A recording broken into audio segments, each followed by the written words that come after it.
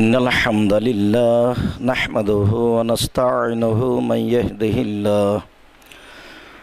يهده الله فلا مضل له ومن يضلل فلا هادي له وأشهد أن لا إله إلا الله وحده لا شريك له وأشهد أن محمدا عبده ورسوله أما بعد فإن خير الحديث كتاب الله وخير الهدى هدى محمد صلى الله عليه وسلم وشر الأمور محدثتها وكل محدثة بدعة وكل بدعة ضلالة وكل ضلالة في النار. عن عبد الله بن مسعود رضي الله تعالى عنه قال قال رسول الله صلى الله عليه وسلم بعثت أنا والساعة هاتين وعشر بالسبب والوسطى رواه البخاري ومسلم. عن أنس رضي الله تعالى عنه قال قال رسول الله صلى الله عليه وسلم لا تقوم الساعة إلا على شرار الخلق رواه البخاري ومسلم. عن أنس رضي الله تعالى عنه قال قال رسول الله صلى الله عليه وسلم لا تقوم الساعة حتى لا يقال في الأرض الله الله রাহু আবু দাউদ বেসানাদিন সাহিহ। সম্মানিত মসজিদের মুসাল্লি, প্রশংসা আল্লাহর জন্য, শান্তি অবতীর্ণ হোক আল্লাহর রাসূলের উপর সাল্লাল্লাহু আলাইহি ওয়াসাল্লাম। আমরা বিগত জুমা এবং তার আগের জুমায় কিয়ামতের বাস্তবতা সম্পর্কে বিবরণ অবগত হচ্ছিলাম। আজকের জুমার খুতবায় সংক্ষিপ্ত সময়ে বক্তব্যের বিষয় কিয়ামতের পূর্ব মুহূর্তের কিছু বড় লক্ষণ, যাতে বোঝা যাবে এখন কিয়ামত হবে। সম্মানিত মসজিদের মুসাল্লি, আব্দুল্লাহ ইবনে মাসউদ রাদিয়াল্লাহু তাআলা আনহু বলেন, রাসূল সাল্লাল্লাহু আলাইহি ওয়াসাল্লাম বলেছেন, বয়স্ত আনা ওয়াসাত হাতাইন সুমা আশারা ওয়াশাবাবা সুমা আশারা বিসাবাবাতে ওয়াল ওয়াসতা। রাসূল সাল্লাল্লাহু আলাইহি সাল্লাম বললেন, আমাকে আর কিয়ামতকে এইভাবে পাঠানো হয়েছে, আমি আর কিয়ামত এইভাবে, এই কথা বলে তিনি তর্জনী ও মধ্যমা আঙ্গুল দুটি ইশারা করে দেখালেন যে কিয়ামত আর আমি এইভাবে। তর্জনী আর মধ্যমা আঙ্গুল দুটি ইশারা করাতে আমরা বুঝতে পারি একটি অর্থ এই যে আঙ্গুল দুটি যেমন পাশাপাশি জমা ধরে আছে, আমি আর কিয়ামত তেমন পাশাপাশি। আর একটি অর্থ এই যে তর্জনী থেকে মধ্যমা আঙ্গুল যতটুকু বেড়ে আছে, আমার মাঝে আর কিয়ামতের মাঝে ততটুকু ব্যবধান আছে। তর্জনী থেকে মধ্যমা আঙ্গুলটি একটু বেড়ে আছে, যেই পরিমাণ বেড়ে আছে সেই পরিমাণ আমার থেকে আর কিয়ামতের মাঝে ব্যবধান আছে। তবে তিনি কোনো এক সময় একথাও বলেছেন, আসরের পরে বক্তব্য দিতে দিতে যখন সূর্য ডুবে ডুবে সূর্যের আলো গাছের পাতায় পাতায়, তখন তিনি বললেন যে আজ দিনের যতটুকু সময় পার হয়ে গেছে, পৃথিবীর বয়স ততটুকু পার হয়ে গেছে। এখন সূর্য ডুবতে যতটুকু সময় আছে, পৃথিবীর বয়স ততটুকু আছে। তাতে হিসাবে আসে যে ওই সময় থেকে সূর্য ডুবার সময় 5-7 মিনিট, 10 মিনিট, 15 মিনিট এরকম হতে পারে। তিনি পৃথিবী ছেড়ে চলে গেছেন আজ থেকে নিয়ে প্রায় 1450 বছর পূর্বে। তবে তিনি বলেছেন কিয়ামত আর আমি এইরকম। আনাস রাদিয়াল্লাহু তাআলা আনহু বলেন, রাসূল সাল্লাল্লাহু আলাইহি ওয়াসাল্লাম বলেছেন, লা তাকুমুস সাআত,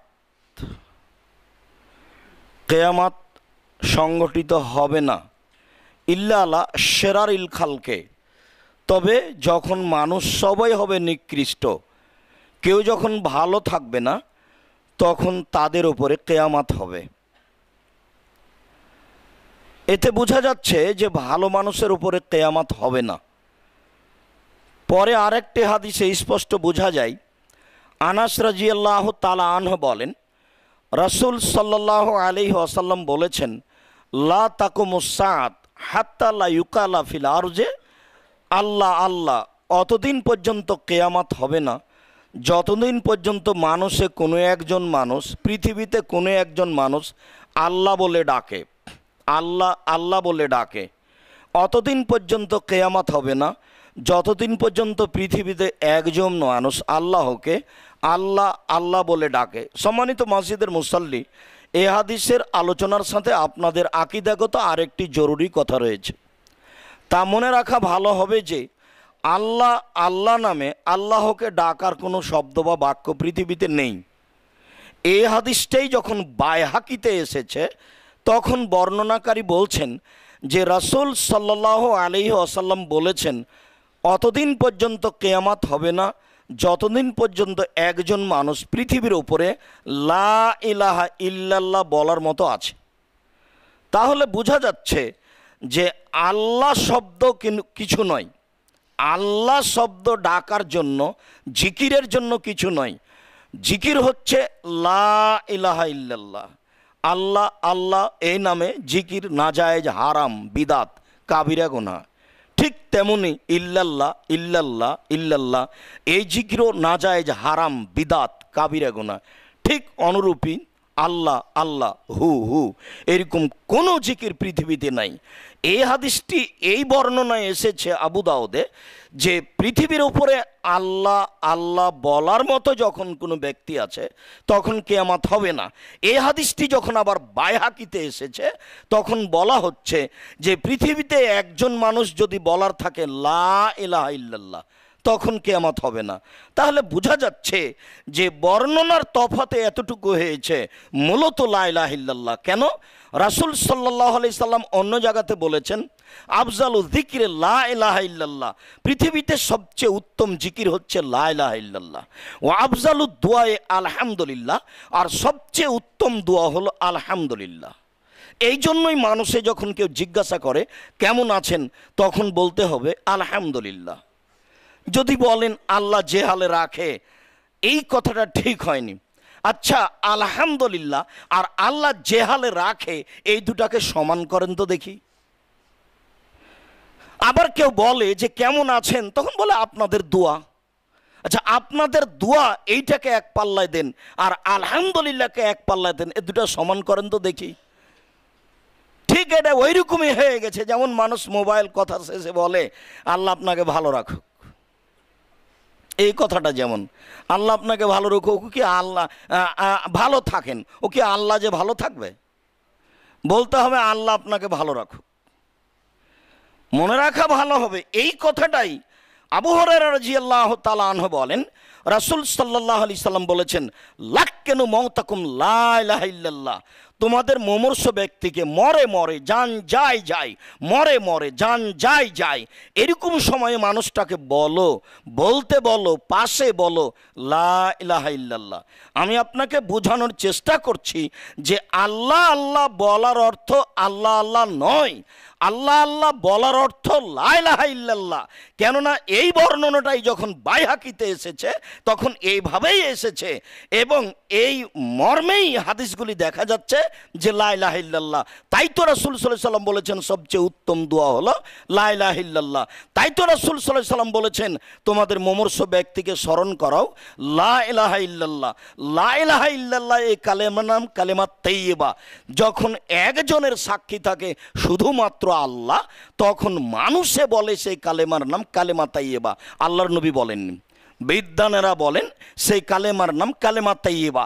আর যখন দুইজনের সাক্ষী থাকে আল্লাহ এবং রাসূল, তখন তাকে মানুষে বলে কালেমা শাহাদাত। আল্লাহর নবী বলেননি। যখন শুধু একজনের সাক্ষী থাকে শুধুমাত্র আল্লাহ, তখন তার নাম কালেমা তাইয়্যিবা, লা ইলাহা ইল্লাল্লাহ। আল্লাহ ছাড়া কোনো মাবুদ নেই, আমি সাক্ষ্য দিচ্ছি আল্লাহ ছাড়া কোনো মাবুদ নাই।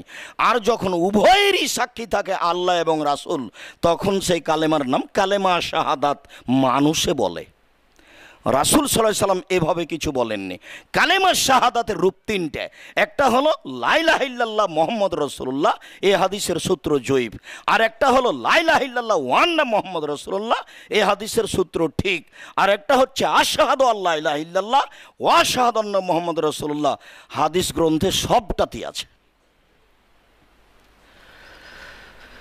সম্মানিত মসজিদের মুসল্লি, হুযায়ফা রাদিয়াল্লাহু তাআলা আনহু বলেন, ইত্তালা আলাইনা রাসূলুল্লাহ সাল্লাল্লাহু আলাইহি সাল্লাম ওয়া নাহনু নাতাযাকারু। হঠাৎ আল্লাহর নবী আমাদের কাছে চলে আসলেন। তখন আমরা বলা বলি করছিলাম। এই সময়তে আল্লাহ রাসূল আমাদের সামনে চলে আসলেন। তিনি বললেন, মা তাযকুরুনা, তোমরা কি বলা বলি করছো? তা আমরা বললাম যে নাহনু নাযকুরু সাআত, আমরা কিয়ামতের কথা বলা বলি করছি, আমরা কিয়ামতের কথা নিয়ে আলোচনা করছি। তখন রাসূল সাল্লাল্লাহু আলাইহি সাল্লাম বললেন, লাম তাকুমাস সাআতু হাত্তা তারাউনা কাবলাহা আশারা আয়াতিন, কিয়ামত কখনো সংগঠিত হবে না, কিয়ামত হবে না অতদিন পর্যন্ত যতদিন পর্যন্ত তোমরা 10টি নিদর্শন না দেখেছ। কিয়ামত অতদিন পর্যন্ত হবে না কিয়ামত অতদিন পর্যন্ত যতদিন তোমরা 10টি নিদর্শন না দেখেছ। এই কথা বলার পরে তিনি বললেন, আদ-দুখান, ধোঁয়া, পূর্ব দিক থেকে ধোঁয়া বের হয়ে আসবে, এটা 40 দিন থাকবে, সারা পৃথিবী ধোঁয়ায় ঘেরা পড়বে, মেঘাচ্ছন্ন হয়ে থাকবে, মানুষের চলাচলের অসুবিধা হবে, ধোঁয়া দেখতে পাবে, এটা থাকবে 40 দিন। ও দাজ্জালা, যতদিন পর্যন্ত দাজ্জাল না আসছে ততদিন পর্যন্ত কিয়ামত হবে না। এখন মানুষ যাদেরকে দাজ্জাল বলছে, এটা হয় তার হঠকারিতা, না হয় অন্যায় দেখে বলছে, না হয় ভুল বুঝেছে। দাজ্জাল যাকে বলছে এটা নয়, তবে দাজ্জালকে বলা হয়েছে দাজ্জাল ওয়াল কাযযাব, দাজ্জাল হচ্ছে মিথ্যুক। তবে নবী করিম সাল্লাল্লাহু আলাইহি সাল্লাম বলেছেন, আমার পূর্বে 30 জন দাজ্জাল বের হবে, কাযযাব বের হবে, মিথ্যুককে দাজ্জাল বলা হয়। তার মানে দাজ্জালও ভুয়া করে বলবে এই যে জাহান্নাম, এই যে জান্নাত, তাহলে ও মিথ্যাবাদী। ও বলবে আমি আল্লাহ, তাহলে সে মিথ্যাবাদী। একজন মানুষকে ডেকে হত্যা করে বলবে এই দেখো পারি, একজন মানুষকে ছেড়ে দিয়ে বলবে এই দেখো পারি। আর আল্লাহ আবার কিছু ক্ষমতাও দিবেন। যখনও বলবে আমি আল্লাহ, এলাকার লোক যদি তাকে না মানে, তাহলে আর বৃষ্টি হবে না, তখন দুর্ভিক্ষ এলাকায় দেখা দিবে, মানুষ আর খেতে পাবে না। আর যে এলাকার লোক মানবে সে এলাকাতে বৃষ্টি হবে বেশি, অর্থ সম্পদ বেশি হয়ে যাবে। সমস্যা আছে অনেক, তার কাছে কিছু ক্ষমতাও থাকবে। রাসূল সাল্লাল্লাহু আলাইহি সাল্লাম বলেন, দাজ্জাল যতদিন বের না হচ্ছে এই ব্যাপারে আমাদের আজকে কিছু কথা রয়েছে। এরপরে তিনি বললেন, দাব্বা, মক্কা এবং মদিনা থেকে বা তার মাঝামাঝি থেকে বা মদিনার মাটি থেকে একটা প্রাণী বের হবে, মাটি ফেটে, যার আকার আকৃতি বিভিন্ন ধরনের, এক এক অঙ্গ এক এক ধরনের, সেটা কি, সেটা কতদিন থাকবে, সেটার উৎপত্তি কিভাবে, তা মানুষ স্পষ্ট বুঝে না। রাসূল সাল্লাল্লাহু আলাইহি সাল্লাম এ ব্যাপারে স্পষ্ট কিছু বলেও যাননি। ঠিক ইবনু সাইয়্যিদের মতো, ইবনু সাইয়্যিদ কি দাজ্জাল না কি, এটাও স্পষ্ট নয়। রাসূল সাল্লাল্লাহু আলাইহি সাল্লাম বললেন যখন ওই প্রাণী বের হবে তখন কিয়ামত হবে। এরপরে তিনি বললেন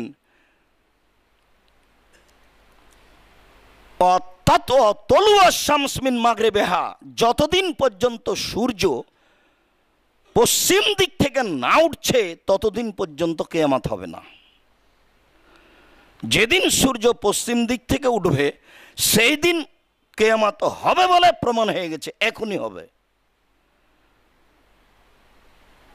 প্রতিদিন সূর্য পশ্চিম দিকে গিয়েই একটা স্থানে গিয়ে থামে, বা তার চলার গতির একটা পর্যায় আছে, ওখানে গিয়ে আল্লাহকে বলে যে আমি কি পূর্ব দিকে যাব, তখন আল্লাহ অনুমতি দিলে যেতে থাকে। প্রতিদিন এইভাবে হয়, আল্লাহর অনুমতিতেই চলে। যেই দিন অনুমতি হবে না সেই দিন আর সূর্য পূর্ব দিকে আসবে না, সেদিন পশ্চিম দিকেই উঠবে। রাসূল সাল্লাল্লাহু আলাইহি সাল্লাম বলেছেন লা ইয়ানফাউ নাফসান ঈমানুহা, যেই দিন সূর্য পশ্চিম দিকে উঠবে সেই দিন মানুষের ঈমান তার কোনো উপকারে আসবে না। কেন? লাম তাকুন ঈমানুহা মিন কাবলিহা, তার ঈমানটা এই সূর্য পশ্চিম দিকে উঠার পূর্বে হয়নি, এই জন্য তার ঈমান গ্রহণীয় হবে না আল্লাহর কাছে, তা বাতিল বলে গণ্য হবে। এরপরে তিনি বলেছেন ও নজুল ঈসা ইবনে মারিয়াম, মারিয়ামের ছেলে ঈসা আলাইহিস সালাম দেমাস্কের, সিরিয়ার দেমাস্ক শহরের বড় মসজিদের শ্বেত পাথরের মসজিদের মেহরাবের উপরে বা মিনাতে এসে দুইজন ফেরেশতার মাধ্যমে ঈসা আলাইহিস সালাম নেমে আসবেন। তখন আসরের একামত হয়ে গেছে, ইমাম মাহদী ইমামতি করবেন, এই মর্মে তিনি আগে চলে গেছেন, একামত হচ্ছে। এরকম সময় ঈসা আলাইহিস সালাম নেমে আসবেন। চুলগুলি থাকবে লম্বা লম্বা, দেখে মনে হবে যে চুল দিয়ে স্বর্ণ ঝরে পড়ছে। তখন গোসল করেছেন, এরকম চুলগুলি থাকবে ভিজা ভিজা, পানি এক ফোঁটা পড়বে চুল থেকে, এরকম অবস্থায় চলে আসবেন। তখন ইমাম মাহদী সামনে থেকে ফিরে আসবেন আর ঈসা আলাইহিস সালাম ইমামতি করবেন আসরের টাইমে। এরকম সময়ে সিরিয়ার দেমাস্ক শহরের শ্বেতপাথরের বড় মসজিদের মিনারে তিনি নেমে আসবেন দুইজন ফেরেশতার মাধ্যমে। যারা বলছে মাহাদি চলে এসেছে তারা মিথ্যুক, তারা ধোঁকাবাজ, তারা শরীয়ত বুঝে না বা তাদের আকীদায় ত্রুটি রয়েছে। এরপরে তিনি বললেন সালাসা খসুফিন, তিনটা ভূমিকম্প হবে। পাঁচটা হয়ে গেছে, এবার তিনটে, 5 আর 3 8, তিনটা ভূমিকম্প হবে। খাসফুন বিল মাশরিকে ওয়া খাসফুন বিল মাগরিবে ওয়া খাসফুন বে জাজিরাতিল আরবে, একটা ভূমিকম্প হবে পূর্ব দিকে, কোথায় তা বলতে পারছি না, বলেছেন পূর্ব দিকে। একটা ভূমিকম্প হবে পশ্চিম দিকে, তা বলতে পারছি না কোথায়, তিনি বলেছেন পশ্চিম দিকে। আর একটা হলো বে জাজিরাতিল আরবে, মরুভূমিতে, আরব ভূখণ্ডে, সৌদি আরব, কুয়েত, কাতার, বাহরাইন, এইসব এলাকায় হবে একটি ভূমিকম্প। এই তিনটি বৃহৎ ভূমিকম্প হবে পৃথিবী ধ্বংসের পূর্বে। এরপরে বললেন ওয়া তাখরুজু নারুন মিনাল ইয়ামান, আগুন বের হবে ইয়ামান দেশ থেকে। ওয়া তাতরুদুন নাসা ইলা মাহাসারিহিম, মানুষকে আগুন ঘিরে নিয়ে যাবে তাদের একত্রিত হওয়ার স্থানে। এমন থেকে আগুন বের হয়ে যেখানে মানুষ একত্রিত হবে বিচার মাঠে, সেই দিকে সব মানুষকে ঘিরে নিয়ে যাবে। কতদিন থাকবে এ আগুন তা স্পষ্ট উল্লেখ করা হয়নি। তিনি বলেন সুম্মার রিহ তুলকি নাসাফিল বাহারে, এরপর পূর্ব দিক থেকে একটা বাতাস বের হবে, সেই বাতাস মানুষকে একেবারে তুলে নিয়ে গিয়ে সাগরে নিক্ষেপ করবে।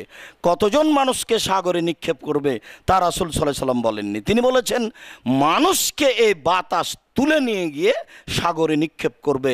এ হলো 10টি বড় নিদর্শন। তিনি বললেন কিয়ামত হবে না, কিয়ামত অবশ্যই হবে না, লাম তাকুমা সাত, কিয়ামত অবশ্যই হবে না এই 10টি নিদর্শনের পূর্বে।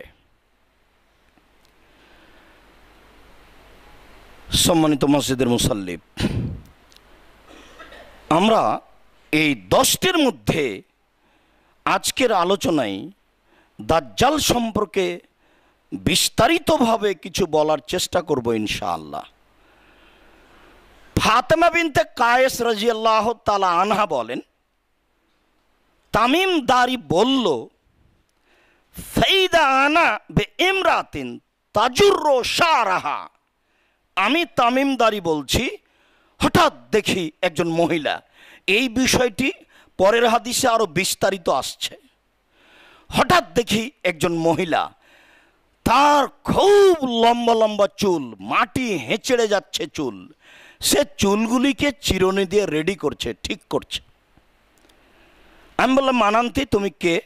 ওয়াইলাকে, তোমার ক্ষতি হোক। মানান্তি তুমি কে?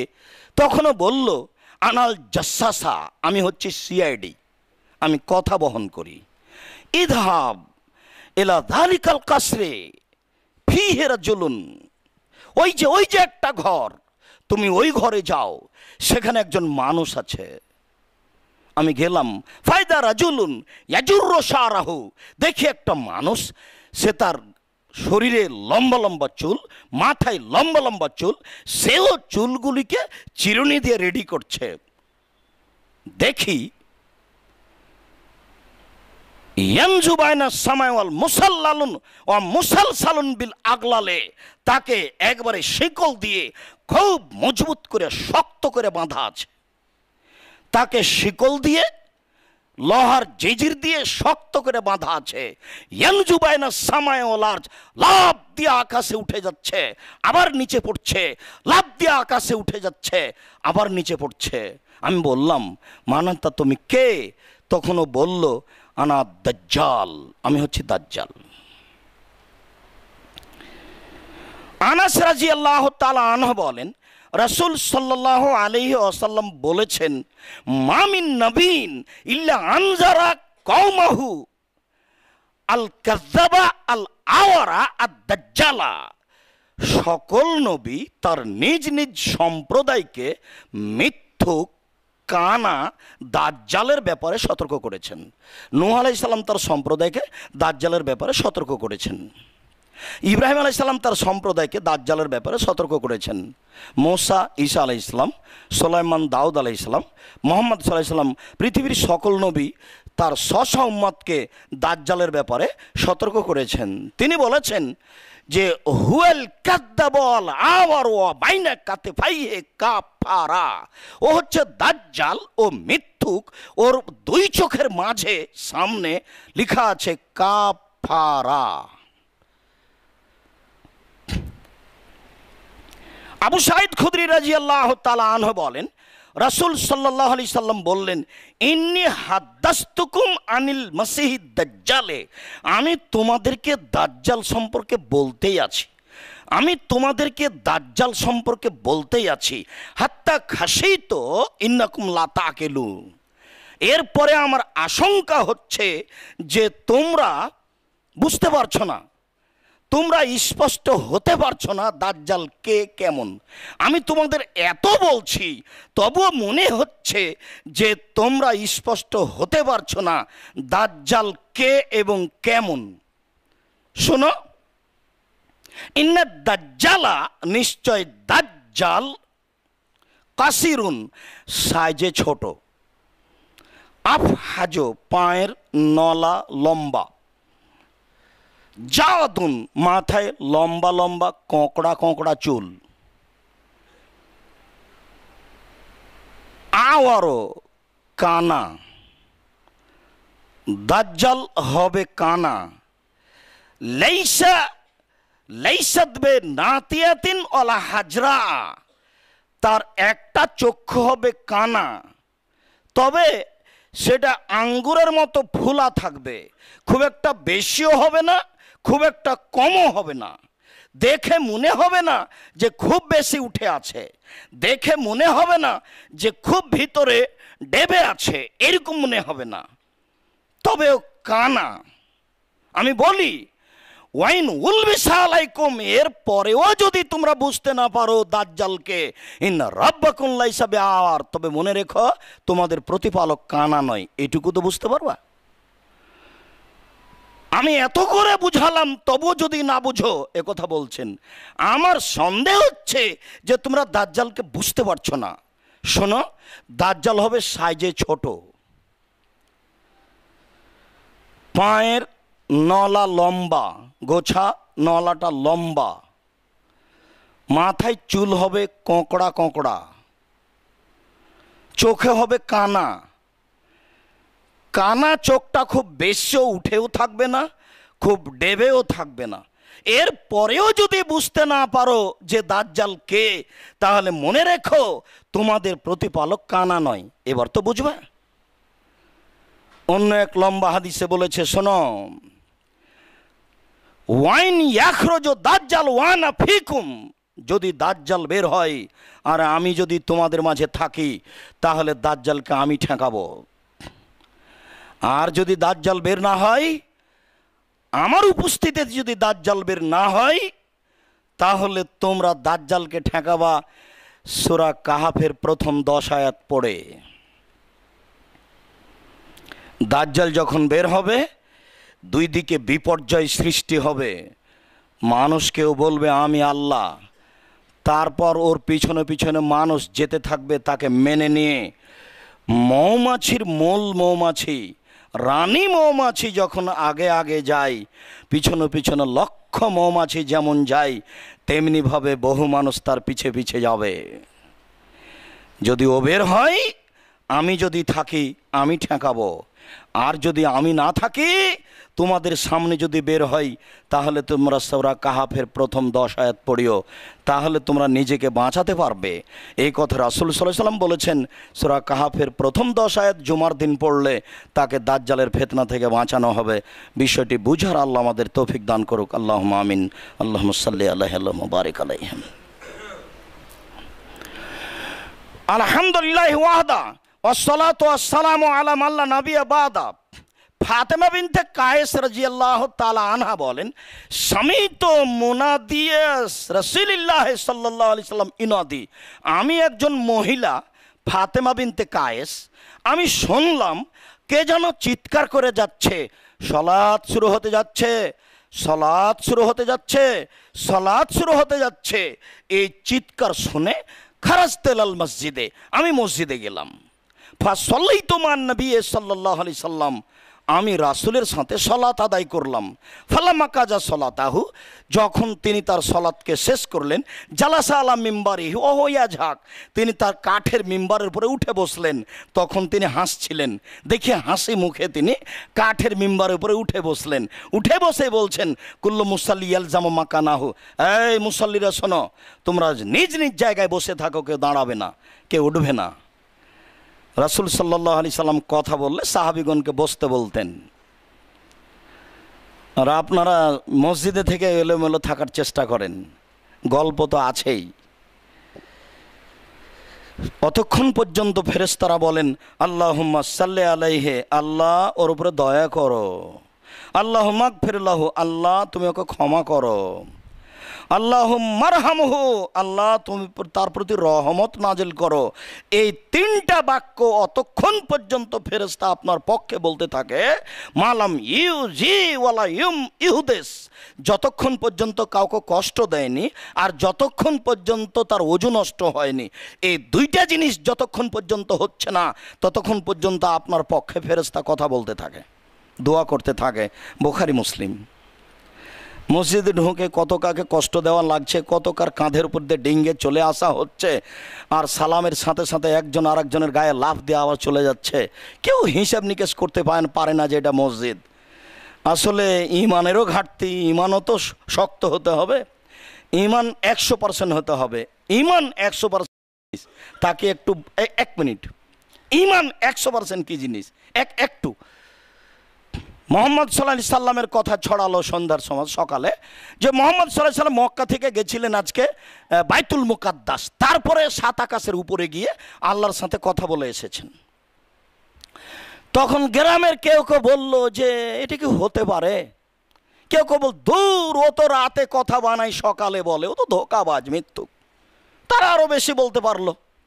আর যাদের ইমান কম তারা বলল সেই তো চিন্তা ভাবনা করছে এটা হয় কি করে, হাজার হাজার মাইল দূর মক্কা থেকে বাইতুল মাকদাস, সেখানে উনি গেলেন, আবার সেখান থেকে 7 আকাশের উপরে গেলেন, সেইখানে আবার কথা হলো সকালে আবার বাড়িতে। আসলেই পাগল। এটা হয় কি করে? মানুষের বিবেক বিবেচনা মেনে নেয় না। তখন কেউ বলছে, আবু বকর সিদ্দিক রাদিয়াল্লাহু তাআলা, শুনেছেন মোহাম্মদ এই কথা বলছে? জি। মোহাম্মদ এই কথা বলছেন? জি। মোহাম্মদ যদি এই কথা বলে থাকে তিনি সত্যই বলেছেন। পারা না পারা আমি বুঝি না, পারা না পারা আমি বুঝি না। তিনি যদি বলে থাকেন এই কথা তিনি সত্যই বলেছেন। কথা সম্ভব অসম্ভব আমি আবু বকর বুঝি না। তিনি বলে থাকলে তিনি সত্য বলেছেন এইটা আমি বলছি, তার মানে আমি তাকে নবী বলে মেনে নিয়েছি। সারা রাদিয়াল্লাহু তাআলা আনহা স্বৈরাচারী, স্বেচ্ছাচারী, অহংকারী, বদমেজাজি, জেনার আগ্রহী লোককে বলছে নির্জনে ঘরের মধ্যে, শুনে রেখো তুমি, আমান্ত বেকা আল্লাহুম্মা আমান্ত বেকা বে রাসূলিকা, আমি ইশারা বলছি আল্লাহ আমি তোমাকে বিশ্বাস করি, তোমার রাসূলকে বিশ্বাস করি। ইব্রাহিমকে বলি না যে ও আমার স্বামী, আমি বলছি ইব্রাহিম রাসূল। আরো বলছি ওমা আহসান্ত ফারজিল্লাহ জাওজি, আমার লজ্জার স্থানকে আমার জিন্দেগিতে কোনোদিন কাউকে ব্যবহার করতে দিনি। এই 3টা কথা যদি আমার সত্যই হয়ে থাকে তাহলে এই কাফের যেন আমার গায়ে হাত লাগাতে না পারে। তার একটা ইমানি ব্যাপার আছে না, এটা হলো 100% ইমান, এরই নাম ইমান। ইমানের ঘাটতি হলে মসজিদে এসে তো এমনটা হবেই। এই সব মুসল্লি স্ব স্থানে বসে পড়ো। বসে পড়ার পরে বলছেন হাল তাদরুনা লিমা জামাতাকুম, তোমরা কি বলতে পারো আমি তোমাদের কেন বসতে বললাম? কালু আল্লাহ রাসূলুহু আলাম, সবাই বলল জি না তা তো বলতে পারছি না, আপনি যে কেন বসতে বললেন?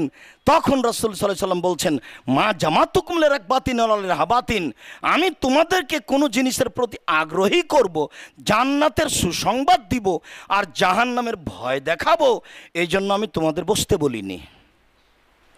তবে আন্না তামিম আদ-দারি কানা রাজুলান নাসরানিয়ান ফাজা ওয়া আসলামা ওয়া হাদাসানি হাদিসান ওয়া ফাকাল্লাজি কুনতু উহাদ্দিসুকুম আন মাসিহিদ দাজ্জাল। তামিম দারি একজন খ্রিস্টান মানুষ, ও এসেছে, ও একটা কাহিনী শোনাচ্ছে দাজ্জাল সম্পর্কে, সেই কাহিনী আমার কথার সাথে মিলে যায় যেটা আমি তোমাদের সব সময় বলে থাকি। আমি তো তোমাদের দাজ্জাল সম্পর্কে বলে থাকি, ওই কাহিনী বলছে তামিমদারির কথাটা আমার কথার সাথে মিলে যায়। এই জন্য তিনি হাসতে হাসতে মিম্বারে উঠে বসেছেন যে আমার কথা বাস্তব মিলে গেছে। তিনিও তো মানুষ, আমার কথা বাস্তব মিলে গেছে। ও বলছে রাকাবনা ফি সাফিনাতিন বাহারিয়াতিন মা সালাসিনা রাজুলান মিন লাকম জজাম, আমি তামিমদারি লাখম এবং জজাম সম্প্রদায়ের 30 জন মানুষের সাথে স্টিমারে উঠেছিলাম, বড় নৌকায় 30 জন লোক ছিলাম। ফাল্লাইবা বেনাল মৌজু ফিল বাহারে সাহারান, 1 মাস যাবত ঢেউ, সাগরের ঢেউ আমাদেরকে নিয়ে খেললো। যেমনই আমরা নৌকায় উঠেছি স্টিমার ছেড়েছে আর ঝড় বৃষ্টি উঠলো। 1 মাস যাবত এই স্টিমার যে কোন দিকে গেল তা বুঝতে পারলাম না। ফারফাইলা জাজিরাতিন হিনা তাগরিবুস শামস, 1 মাস পরে একদিন সন্ধ্যার দিকে এই স্টিমার কোনো এক কেনারায় গিয়ে লাগলো। তো স্টিমার তো আগেই পানিতে ঠেকে যাবে, অনেক পানিতে ঠেকে যাবে। একদিন সন্ধ্যার সময় স্টিমার এক প্রান্তে গিয়ে লাগলো। ফি আকরাবি সাফিনাতে, আমরা ছোট ছোট নৌকায় উঠে বসলাম। স্টিমারে ছোট ছোট নৌকা থাকে, সে নৌকায় আমরা উঠে বসলাম, এতে যাব উপরে যাব, সেই জন্য ফা দাখালনাল জাজিরাতা, আমরা ওই উপদ্বীপে দ্বীপে উঠলাম, দ্বীপে নেমে গেলাম। ফালাকিয়াতনা দাব্বা আহলাবু কাসিরু শারে লা ইয়াদরু মিন কবলিহি মিন দুবরিহি বিকাসরাতি শারে। হঠাৎ দেখে একটা প্রাণী, তার গায়ে এত লুম, লুমের কারণে বোঝা যায় না কোথায় তার মুখ কোথায় তার পিছন। তার গায়ে এত লুম, লুমের কারণে বোঝা যায় না কোথায় তার মুখ কোথায় তার পিছন। আমরা বললাম মানান্তি তুমি কে? তখনও বলল আনাল জাসাসা, আমি হচ্ছি সিআইডি গোয়েন্দা। এই যাব এলা হাজাত দেইরে ফিহে রাজুলুন ইয়াস্তাকিলা খাবারিকুম, ওই ঘরে যাও, ওই ঘরে একটা লোক রয়েছে যে লোকটা তোমাদের সংবাদের জন্য ব্যস্ত হয়ে পড়েছে, ওই লোকটা তোমাদেরকে চাচ্ছে। ফাইজা সামাতলানা ফাফারেকনা আনতাকুনা শায়তানাতান ফাসরানা এলা দাইরে। যেমনই বলেছে ওই ঘরে একটা লোক আছে, তেমনি আমাদের সবার অন্তরে একটা ভয় হয়ে গেছে। এ মনে হয় শয়তান, এ মনে হয় শয়তান। 30 জন মানুষ, তারপরেও সবার অন্তরে একটা ভয় ধরে গেছে, এ মনে হয় শয়তান। এই বলে আমরা সবাই ভয় পেয়ে গেলাম, দৌড় দিয়ে ওই ঘরে পৌঁছিলাম। ফায়দা রাইনা ইনসান আজিম, দেখি বিশাল মানুষ। মা রাইনা হো খালকান কাত্ত, এত বড় মাখলুক আমরা জীবনে কোনো দিন দেখিনি। বিশাল মানুষ, আসাধ্য হু আশাকান, খুব কঠিন ভাবে বেঁধে রাখা আছে। মা বাইনা ইয়াদাই হে মা অনকেহি, 2 হাতকে কাঁধের সাথে বাঁধা আছে। ও বাইনা কাবাই হে মা রিজলাই হে, 2 পায়ের হাঁটুকে উরু রানের সাথে, হাঁটুর সাথে পায়ের গিরাকে টাকনুকে এই হাঁটুর সাথে লোহার শিকল দিয়ে বাঁধা আছে। আর না হলে এই 2 পাকে হাতের সাথে কাঁধের সাথে জড়িয়ে লোহার শিকল দিয়ে বাঁধা আছে। যে এই বাঁধানো অবস্থায় লাফ দিয়ে আকাশে উঠে যাচ্ছে, আবার নিচে পড়ে যাচ্ছে, খুব কঠিনভাবে বাঁধা আছে। আমরা জিন্দেগিতে কোনোদিন এত বড় মানুষ দেখিনি, তাকে লোহার শিকল দিয়ে এইভাবে কঠিনভাবে বাঁধা আছে, লাফ দিয়ে আকাশে চলে যাচ্ছে আবার নিচে পড়ছে। আমরা বললাম মানান্তা তুমি কে? তখন বললাম তুম কাদার তো বনি ফাঁক বেরিন মানান্তুম, আরে তোমরা তো জেনে যাবা আমি কে, তোমরা বলো তোমরা কে? আমি তো কে এটা তোমরা জেনেই যাবা, তোমরাই বলো তোমরা কারা। তখন আমরা বললাম না নাসুল আরবে, আমরা আরবের কিছু মানুষ, রাকেবনা ফিরা সাফিনাতিন বাহারিয়াতিন, আমরা সামুদ্রিক স্টিমারে উঠেছিলাম, সাগরের ঢেউ 1 মাস নিয়ে খেললো, তারপর আমরা নামলাম। হঠাৎ এক প্রাণীর সাথে দেখা, দেখি সেই প্রাণীর গায়ে খুব লোম, কোথায় মুখ কোথায় পিছন বোঝা যায় না। আমরা তাকে বললাম তুমি কে? তখনও বলল আমি সিআইডি। এরপরে বলল যে ওই ঘরে যাও, ওই ঘরে একটা লোক আছে, তাই ছুটে আসলাম। আচ্ছা আচ্ছা ঠিক আছে। বেরুনি আর নাখলে বাইশান, ইরাকে সিরিয়াই একটা খেজুর গাছ ছিল, হালতুসমেরো। সে খেজুর গাছে কি খেজুর ধরে? কল্যাণ নাম তুসমেরো, জি হ্যাঁ ওই খেজুর গাছে খেজুর ধরে। তখন বলছে ইউ সে কানলা তুসমের, অচিরে এমন একদিন আসবো ওই খেজুর গাছ আর খেজুর ধরবে না। তারপর বলছে ফাগ বেরোনি আন বহেরাতি তাবারিয়াতে, ইরাকে একটা বিল ছিল, বিল জলা বিল, বুঝেন কিনা? ইরাকে একটা বিল ছিল জলা, হালফিয়া মাউন, সে বিলে কি পানি আছে? নাম ইয়া কাসিরাতুল মাই, জি হ্যাঁ বিলে অনেক পানি আছে, প্রচুর পানি। তখন বলছে ইউ সে কায়াধাবাল মা, অচিরে একদিন এই বিলে পানি থাকবে না, শেষ হয়ে যাবে। তারপরে বলছে ফাগ বেরোনি আইনে জোগারিন আন আইনে জোগারিন, ইরাকে একটা জোগার নামে পুকুর ছিল, হালফিয়া মাউন হাল এজরাউনা আহলহম মাইহা, সেই জোগার নামক পুকুরে কি পানি আছে? এই এলাকার লোক কি সেই পুকুর থেকে পানি উঠিয়ে জমি চাষ করে? কালা নাম হে কাসিরাতুল মায়ে, কুলা নাম হে কাসিরাতুল মায়ে। আমরা বললাম হ্যাঁ পুকুরে অনেক পানি আছে। ওয়া আহলহা ইয়াজরুনা মিন মাইহা, আশেপাশের লোকেরা সেই পুকুর থেকে পানি উঠিয়ে জমি চাষ করে। তারপরে বলছে আচ্ছা ঠিক আছে, বেরোনি নবীল উম্মিন, তোমরা আমাকে একটু নিরক্ষর নবী সম্পর্কে বলো, তার অবস্থা কি? নিরক্ষর নবী, আমাদের নবী ছিলেন নিরক্ষর। আমাদের নবী চিনতেন না কোনটা ত, কোনটা জ, কোনটা আইন, কোনটা গাইন, এগুলো আমাদের নবী চিনতেন না। পৃথিবীর কোনো মানুষ আমাদের নবীর শিক্ষক নন। শিক্ষক হচ্ছেন স্বয়ং আল্লাহ, আর মাধ্যম হচ্ছেন জিবরাইল আলাইহিস সালাম। যার কারণে তার অনেক মুখের ভাষা সাহাবিগণ বুঝতে পারতেন না, পাল্টা আবার জিজ্ঞাসা করতেন, এটা বুঝলাম না। বহু জায়গাতে সাহাবিগণ বলছেন, এটা যে কি বললেন তা বুঝলাম না। তো নিরক্ষর নবী সম্পর্কে বলো। তখন আমরা বললাম, হুয়াকাত হারাবা মিন মক্কা এলা মদিনা এলা ইয়াসরাব, উনি তো পালিয়ে গেছেন মক্কা থেকে মদিনায়। ওমা হালহু, তার অবস্থা কি? হালহু সেজাল, তার অবস্থা বালতি। তার অবস্থা বালতি, এটা বা কি বুঝলেন? তার অবস্থা বালতি। আগে ইঁদারার পাশে বালতি থাকতো, বালতি, ডোল বালতি। যার যখন পানির প্রয়োজন হতো তখন বালতিটা ইঁদারায় নামিয়ে পানি উঠিয়ে পানি পান করে রেখে চলে যেত। আবার আপনি আসলেন, আবার বালতিটা নিলেন, ইঁদারায় পানি উঠিয়ে পানি পান করে বালতিটা রেখে চলে গেলেন। তাহলে বালতি একবার আপনার হাতে, বালতি একবার আমার হাতে। মোহাম্মদের অবস্থা বালতি। মোহাম্মদ সাল্লাল্লাহু আলাইহি সাল্লাম একবার বদরের যুদ্ধে জয়ী হয়েছেন আর উহুদের যুদ্ধে পরাজয় হয়েছেন, তার অবস্থা হলো বালতি। বুঝাতে পারলাম কি না? এরা 30 জন বলল যে মোহাম্মদের অবস্থা বালতি। বালতি মানে কি বুঝলাম? বালতি, ইঁদারার পাশে বালতি থাকতো, যার পানি পান করার প্রয়োজন সে নিয়ে ইঁদারা থেকে পানি উঠিয়ে পান করে রেখে চলে যেত।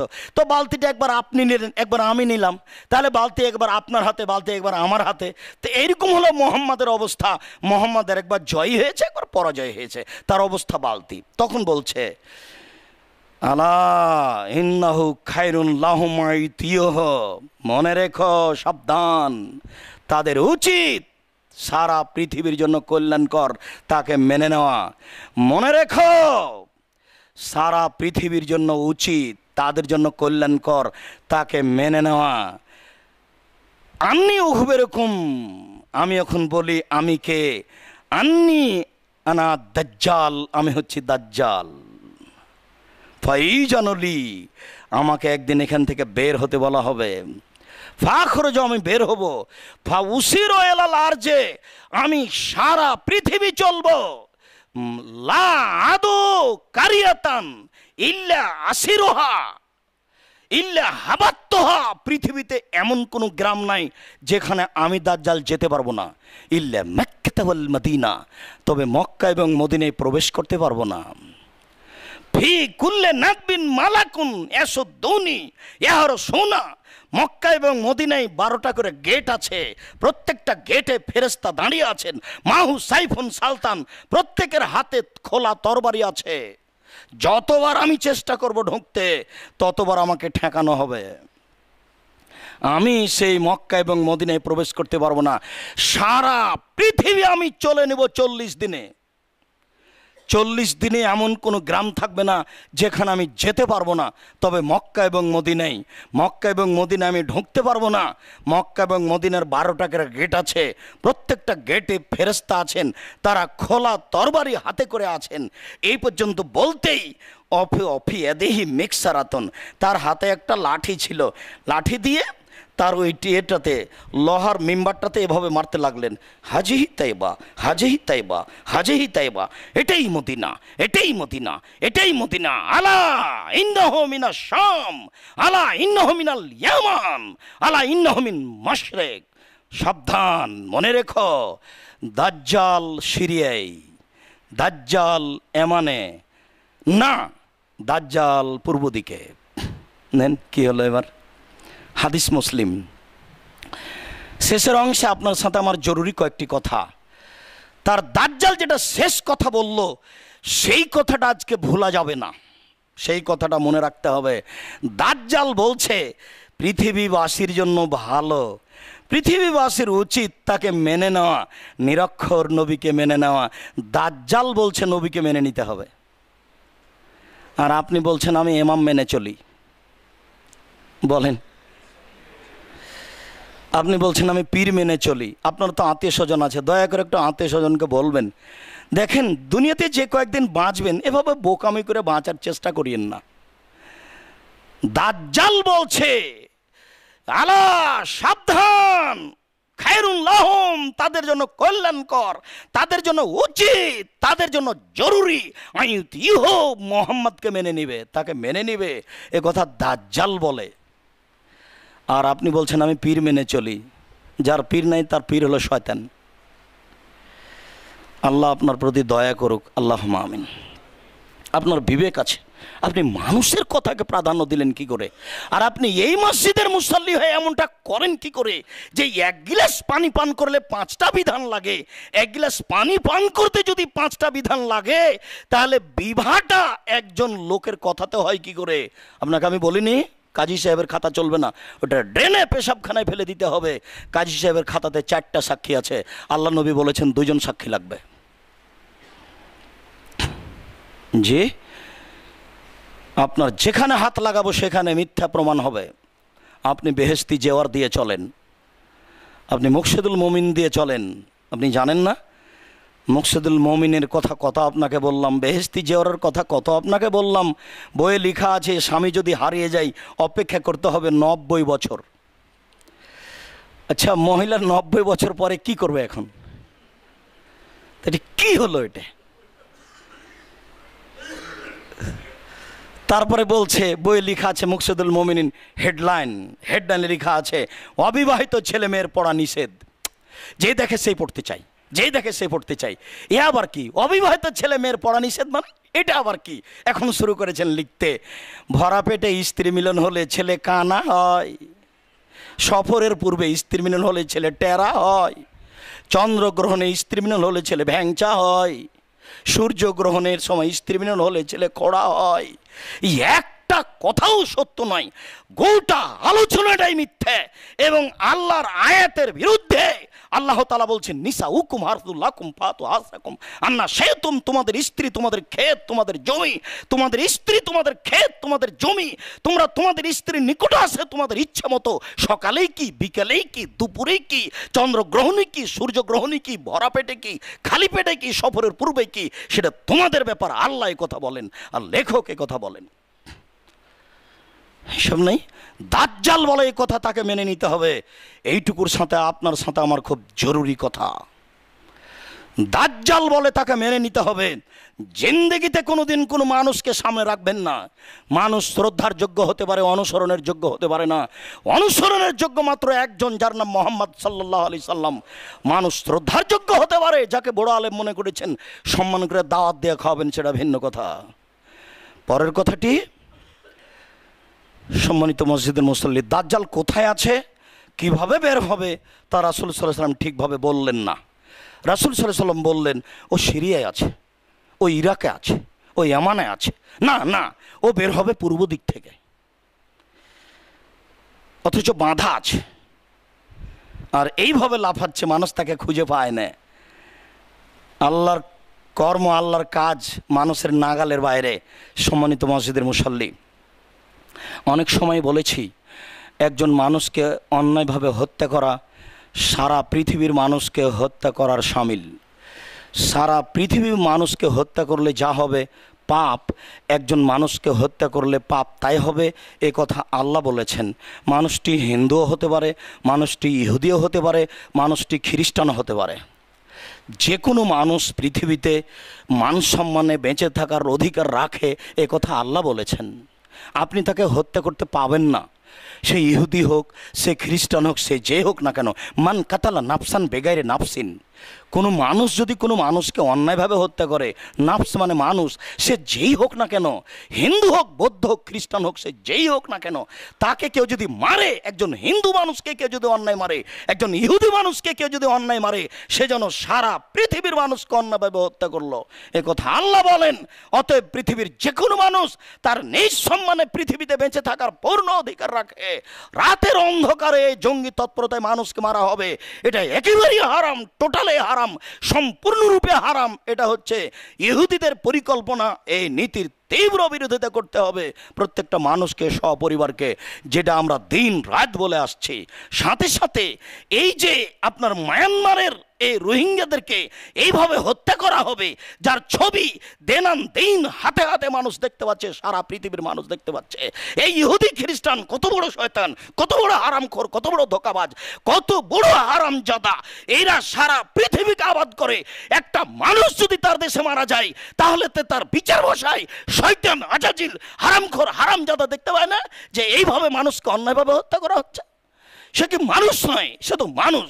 রোহিঙ্গা তো মানুষ, সে তো মায়ানমারে বসবাস করে। সে যে হোক না কেন, ও তো মানুষ। সে হিন্দু হোক, মুসলমান হোক, খ্রিস্টান হোক, তাকে এইভাবে মারা হবে কেন? সারা পৃথিবীর যারা ক্ষমতাশীল তারা বসে থাকবে কেন? তারা দেখতে পায় না? তাদের চোখে আসে না? তারা শয়তান, তারা আজাজিল, আপনারা তার সহযোগিতা করেন।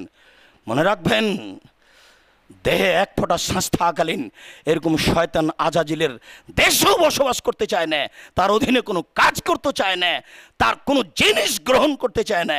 এটাই নিয়ে তা আপনাকে বলে রাখছি, ও শয়তান, ও আজাজিল, ও তো ক্ষমতা আছে, সে ঠেকায় না কেন? যাদের ক্ষমতা আছে তারা বাড়ে না কেন?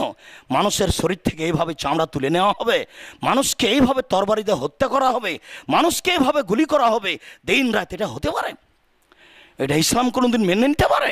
সে যেই হোক, সম্মানিত মসজিদের মুসল্লি, আন্তরিকভাবে কোনোতে নাজেলা বা এমনি দোয়া করতে থাকেন, আল্লাহ তুমি সর্বশক্তিমান, মানুষের নির্যাতন তুমি দেখতে পাচ্ছ, কেউ যদি না করে তুমি তো পারো, তোমার দরবারে আমরা আন্তরিকভাবে দোয়া করি, তুমি এর প্রতিকার করো, আল্লাহুম্মা আমিন। তুমি সর্বশক্তিমান, তুমি সর্বশক্তিমান বলে তোমাকে বিশ্বাস করি, তুমি সব কিছু করতে পারো, এ ব্যাপারে আমরা বিশ্বাস রাখি তোমাকে। তুমি নিজ শক্তি দিয়ে এই অন্যায়ের প্রতিকার করো, তুমি এটা ঠেকাও, তোমার দরবারে আন্তরিকভাবে দাবি রাখছি। আল্লাহ, তোমার দরবারে আমরা আন্তরিকভাবে দাবি রাখছি, তুমি আমাদের দাবি কবুল করো, আল্লাহুম্মা আমিন। আমাদের যারা মারা গেছে তুমি তাদের কবরের শাস্তি মাফ করো, আমরা যারা অসুস্থ তুমি তাদের আরোগ্য দান করো, আমরা যারা বেঁচে আছি তুমি তাদেরকে তোমার রাসূলের পদ্ধতি অনুযায়ী চলার তৌফিক দান করো। এই দাবি, এই দোয়া তোমার দরবারে রেখে আজকের জুমার খুতবা এখানে শেষ করলাম। সাল্লাল্লাহু